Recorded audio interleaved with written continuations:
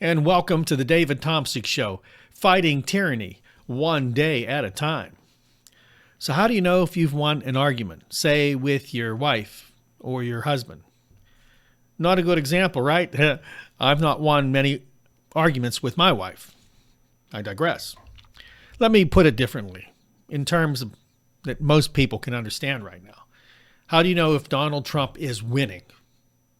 Winning, right? I'm not going to say in what. Okay, I'll say something. Against this liberal world order that he is attacking. How do you know if he's winning? Well, it depends on who you talk to, right?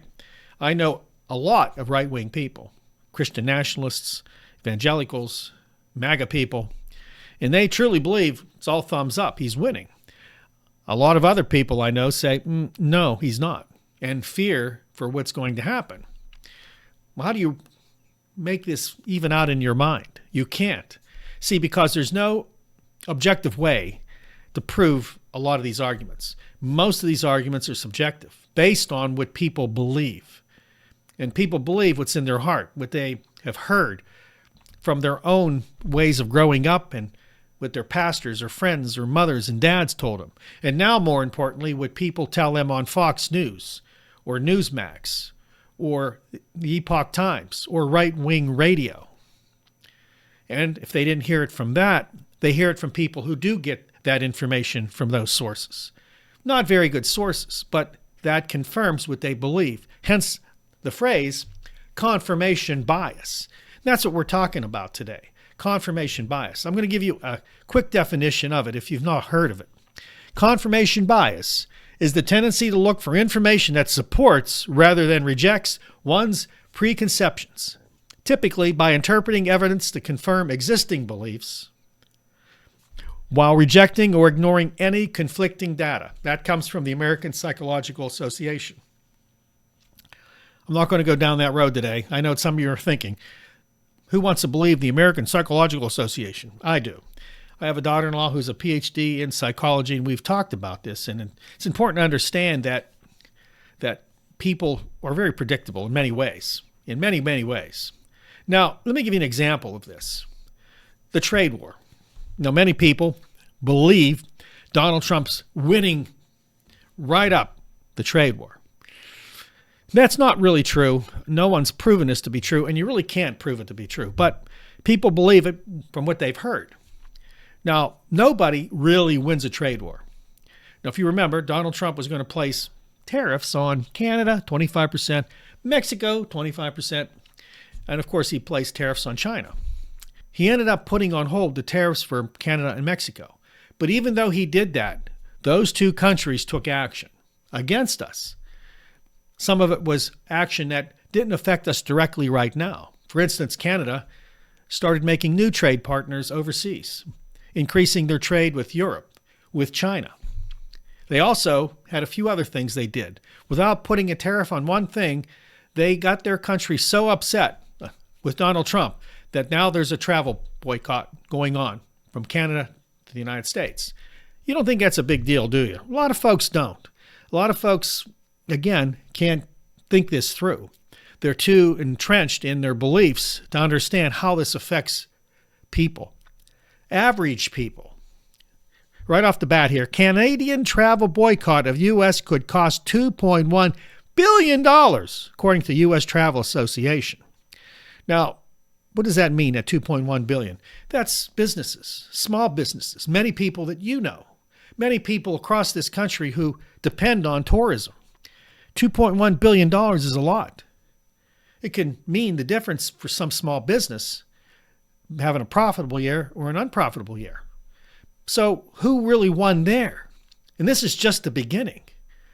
So again, most people that believe that Donald Trump's winning believe it because they want to believe it, not because of the facts. Let me ask you one more question.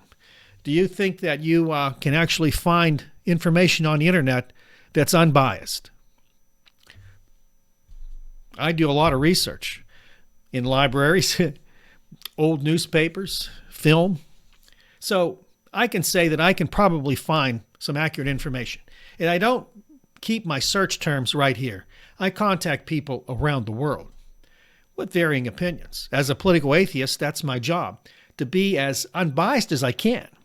Now, many people have told me I've not been unbiased recently because I've really went after some of the issues with Donald Trump that I believe are serious. That's because they are serious. I'm going to go over one type of confirmation bias. There are many. It's called biased search for information. As I just mentioned, can you find unbiased information on the internet? It depends on you. No matter what search engine you use, it depends on you how you look for information. And this is what it said here. Now, this type of confirmation bias explains people's search for evidence in a one-sided way to support their hypothesis or theories. Wow.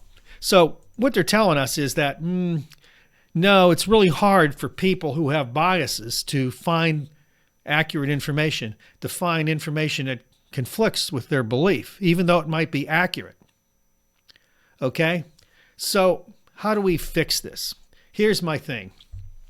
The reason I'm here right now talking about this subject is I have put shorts, video shorts on many platforms. One of them was TicToc, and I don't know why I did TicToc, because it was there. Now, I had a lot of comments on TicToc. Many were very, very, very good. But I had quite a few, maybe a handful, that did not like in my comments, sort of conflicting their opinion of Donald Trump. They said some things, and I didn't get angry. What I felt was sorry for them, because this is my example. They were so entrenched in their own biases. They were so entrenched in believing one side of the story that they will never see the reality of what's happening. History is very important. If you don't understand history, you can't understand what's happening right now. Sorry, Mao Zedong, China, Stalin, Russia, Adolf Hitler, Germany. If you can't see how tyranny works, which people who commented on my TikTok page obviously have no idea. If you don't understand how tyranny is structured, where it begins, how it grows, how people that have commented like they did to me are a part of it, give it strength, give it energy, even though they may not think they are part of the problem and not the solution. So here's my final point. Many things Donald Trump is doing should be done. We need to eliminate corruption and waste. The problem is, how do you do that without burning the whole town down because of one building? By throwing the dirty bathwater out with the baby. How do we fix this? I don't know. We can't fix it unless everybody's on the same page, unless there is controls and a balance to power. Right now, America's losing a balance. That's my fear. So for those of you who are right-wing, conservative, Christian nationalists, whatever, when you do that search on your search bar, make sure it's not biased to one side. Make sure you find both sides of the issue and understand them. Go back and read some history books. Get a little knowledge and turn off Fox News and Newsmax and Epoch Times and right-wing radio. And get your news right here on the David Tomsic Show. Thanks for watching. Don't forget to like, subscribe, and share. Join our revolution against tyranny. We're here to make America what it should be, a nation of heart, a nation working to bring everyone together. God bless you. I'll see you next time. Join that revolution.